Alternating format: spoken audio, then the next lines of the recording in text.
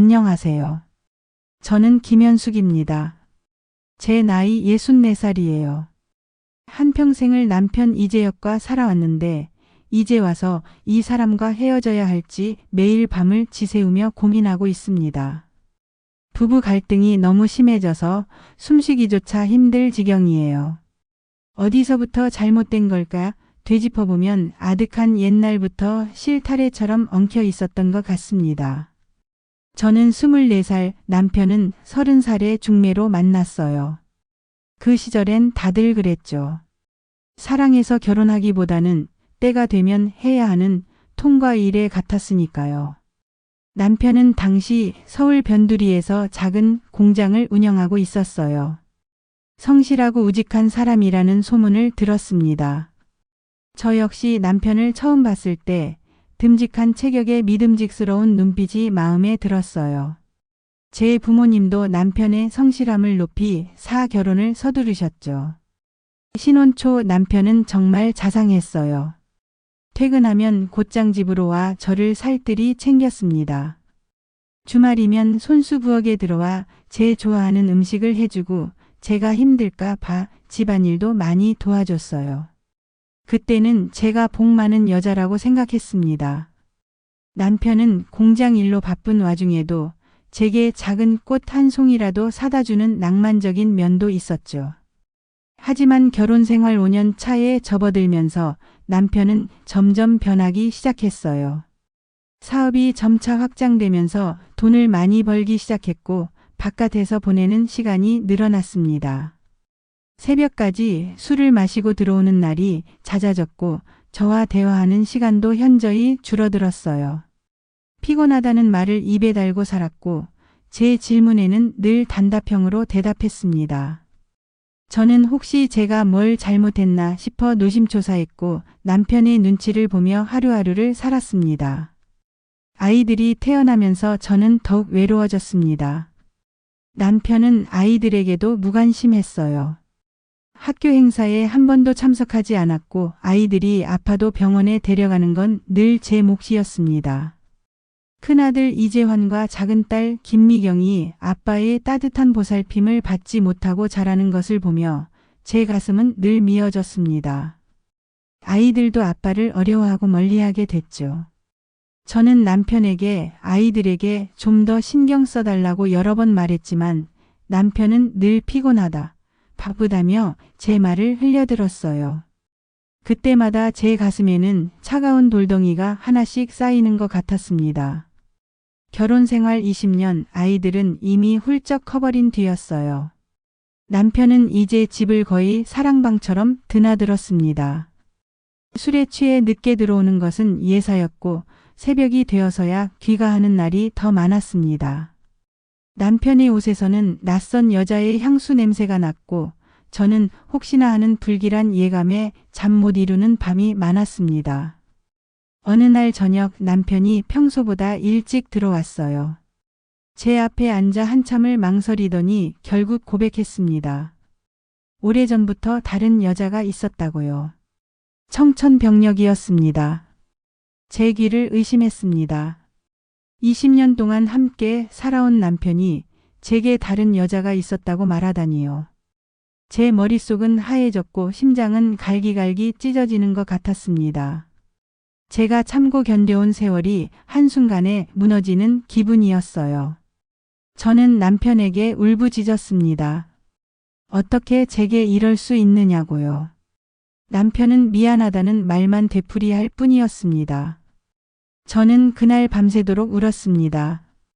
제 인생이 송두리째 부정당하는 기분이었어요.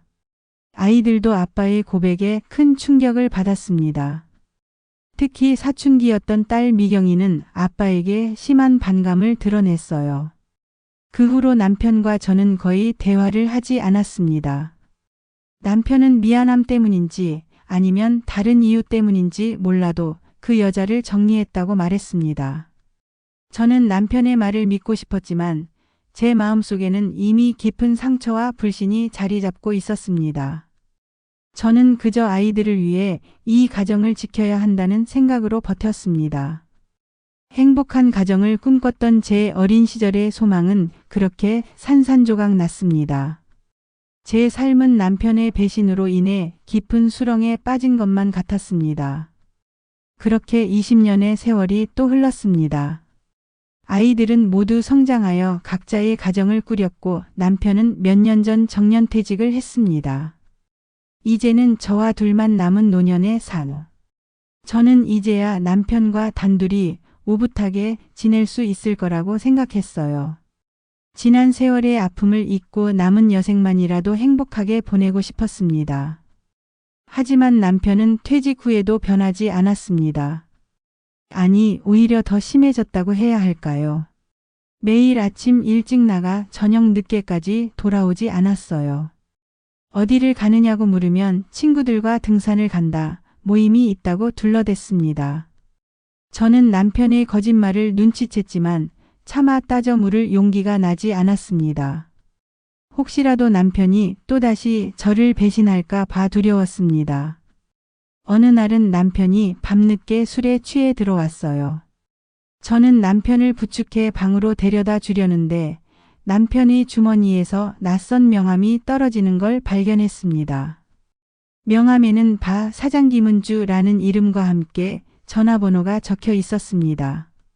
제 손은 덜덜 떨렸습니다. 잊고 싶었던 과거의 악몽이 다시 떠오르는 것 같았습니다. 저는 남편에게 명함을 내밀며 이게 뭐냐고 물었습니다. 남편은 잔뜩 겁먹은 얼굴로 아무것도 아니라며 명함을 빼앗으려 했어요. 저는 남편의 손을 뿌리치고 목소리를 높였습니다. 당신 아직도 정신 못 차렸어? 또 다른 여자랑 놀아나는 거야? 제 목소리에는 지난 세월 쌓였던 분노와 서러움이 고스란히 담겨 있었습니다. 남편은 끝내 모든 것을 인정했습니다. 퇴직 후 무료하고 외로워서 술집에 다니기 시작했고 그곳에서 김은주라는 여자를 만났다고요. 저는 제 귀를 의심할 수밖에 없었습니다. 한 평생을 저와 자식들을 위해 헌신했다고 생각했는데 남편은 퇴직 후에도 여전히 저를 배신하고 있었던 겁니다. 제 가슴은 갈갈이 찢어지는 것 같았습니다. 아이들도 이 사실을 알게 됐습니다. 큰아들 이재환은 아빠에게 실망했다며 분노했고 딸 김미경은 엄마를 보며 눈물을 쏟았습니다. 아이들은 엄마 더 이상 참고 살지 마. 이제는 엄마 자신을 위해 살아. 라며 제게 용기를 주었습니다. 하지만 저는 섣불리 이혼을 결정할 수 없었습니다. 한 평생을 함께한 남편인데 이 나이에 홀로 된다는 것이 두려웠어요. 주변 사람들의 시선도 걱정됐고요. 저는 매일 밤 잠 못 이루며 고민했습니다. 남편과의 결혼 생활은 이미 오래전에 금이 가 있었고 저는 그 틈새를 메우기 위해 발버둥 쳤지만 결국 혼자만의 노력이었다는 것을 깨달았습니다. 남편은 저를 사랑하지 않았고 저는 그 사실을 외면하며 살아왔던 거죠. 제 눈에서는 뜨거운 눈물이 쉴 새 없이 흘러내렸습니다. 며칠 밤낮을 고민한 끝에 저는 남편에게 이혼을 요구했습니다. 남편은 처음에는 완강하게 반대했습니다. 이 나이에 무슨 이혼이냐며 그냥 조용히 살자고 애원했어요. 하지만 저는 더 이상 남편과 함께 살 자신이 없었습니다. 남편과 함께 있으면 제 삶은 영원히 불행할 것이라는 확신이 들었습니다. 저는 남편에게 단호하게 말했습니다. 당신은 나를 한 번도 존중하지 않았어. 나는 더 이상 당신의 그림자 속에서 살고 싶지 않아. 이제는 나 자신을 위해 살고 싶어. 제 목소리는 떨렸지만 제 마음만은 확고했습니다.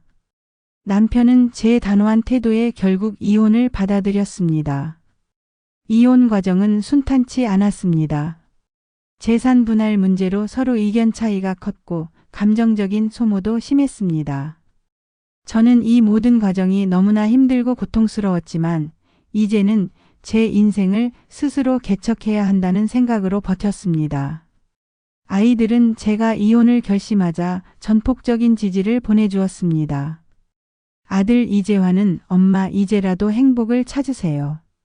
라며 제 손을 잡아주었고 딸 김미경은 엄마가 얼마나 힘들었을지 생각하면 가슴이 아파. 우리 이제 엄마 옆에서 힘이 되어줄게. 라며 저를 위로했습니다. 아이들의 따뜻한 말 한마디 한마디가 제게는 큰 위로가 되었어요. 드디어 이혼 조정이 마무리되었습니다. 저는 64년의 결혼 생활을 마감하고 홀로서기를 시작했습니다. 이혼 서류에 도장을 찍는 순간 제 마음은 만감이 교차했습니다. 후련함과 동시에 알 수 없는 불안감에 휩싸였습니다. 이제 저는 혼자였습니다. 낯선 세상에서 어떻게 살아가야 할지 막막했습니다. 하지만 저는 결심했습니다. 지난 세월의 아픔은 뒤로 하고 이제는 저 자신을 위해 살아가겠다고요. 저는 오랜 시간 잊고 지냈던 제 이름을 다시 되찾은 기분이었습니다. 저는 김현숙으로 다시 태어났습니다.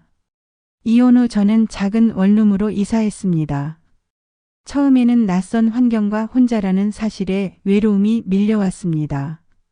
밤에는 잠 못 이루고 지난 세월을 후회하기도 했습니다. 하지만 저는 이대로 주저앉을 수 없다고 다짐했습니다. 저는 다시 한번 힘을 내기로 했습니다. 저는 오랫동안 배우고 싶었던 그림을 배우기 시작했습니다. 동네 문화센터에서 유화 수업을 등록했어요. 처음에는 붓을 잡는 것조차 어색했지만 그림을 그리다 보니 마음이 편안해지는 것을 느꼈습니다. 캔버스 위에 색을 입히면서 제 마음속의 아픔과 상처도 조금씩 치유되는 것 같았어요. 저는 그림을 그리며 제 자신을 표현하고 잊고 지냈던 저의 감성을 다시 깨우는 시간을 가졌습니다. 저는 문화센터에서 이미경이라는 친구를 사귀었습니다. 이미경 씨는 저와 비슷한 나이였고 이혼 후 혼자 살고 있다는 공통점이 있었어요. 우리는 서로의 아픔을 보듬어주고 함께 그림을 그리며 행복한 시간을 보냈습니다. 우리는 서로에게 큰 위로와 힘이 되어 주었죠. 이미경 씨와 함께라면 세상 어떤 어려움도 헤쳐나갈 수 있을 것 같았습니다. 어느 날 이미경 씨와 함께 전시회를 보러 갔습니다. 유명 화가의 작품들을 감상하며 우리는 많은 이야기를 나눴습니다. 우리는 그림에 대한 열정으로 가득 찬 서로의 모습을 보며 더욱 가까워졌습니다. 그날 저녁 우리는 맛있는 저녁 식사를 하며 미래에 대한 이야기를 나눴습니다. 우리는 함께 그림 전시회를 열고 작은 공방을 운영하며 제2의 인생을 살기로 다짐했습니다. 저는 이혼 후 처음으로 진정한 행복을 느끼기 시작했습니다. 남편의 그늘에서 벗어나 저의 삶을 스스로 개척해 나가는 것이 이렇게 기쁠 줄은 몰랐습니다. 저는 매일 아침 눈을 뜨면 새로운 하루에 감사하며 작은 행복들을 찾아 나섰습니다. 물론 여전히 힘든 순간들도 있습니다. 하지만 저는 이제 혼자가 아닙니다. 저를 지지해주는 아이들과 새로운 시작을 함께하는 이미경 씨가 제 곁에 있습니다. 저는 이제 어떤 어려움도 이겨낼 수 있다는 자신감이 생겼습니다. 제 삶은 이제 막 시작된 새로운 그림과 같습니다. 저는 이 그림을 아름답고 행복하게 완성해 나갈 것입니다. 이혼 후 1년 저는 그림 그리는 즐거움에 푹 빠져 지냈습니다. 이미경 씨와 함께 작업실을 얻어 작은 공방을 열었고 우리 둘만의 그림 전시회도 열었습니다. 기대 이상으로 많은 분들이 찾아와 주셔서 놀라기도 했지만 무엇보다 우리의 그림을 보고 감동받는 사람들의 모습을 보며 큰 보람을 느꼈습니다.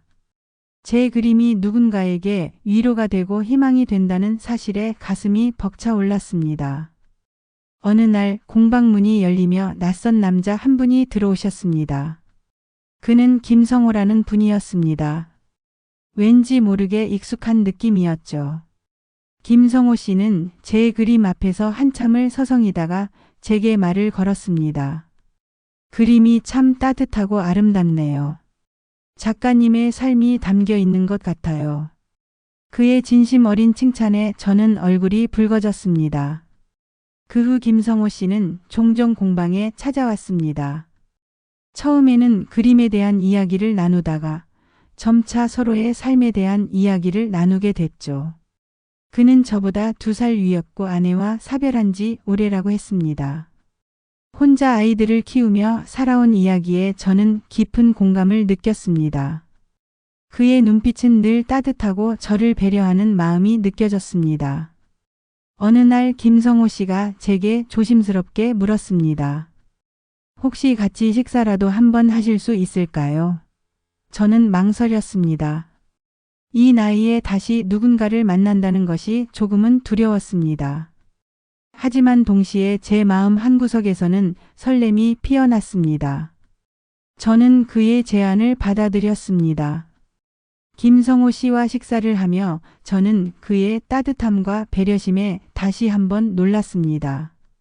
그는 저의 이야기에 귀 기울여주고 제가 힘든 순간에는 진심으로 위로해 주었습니다.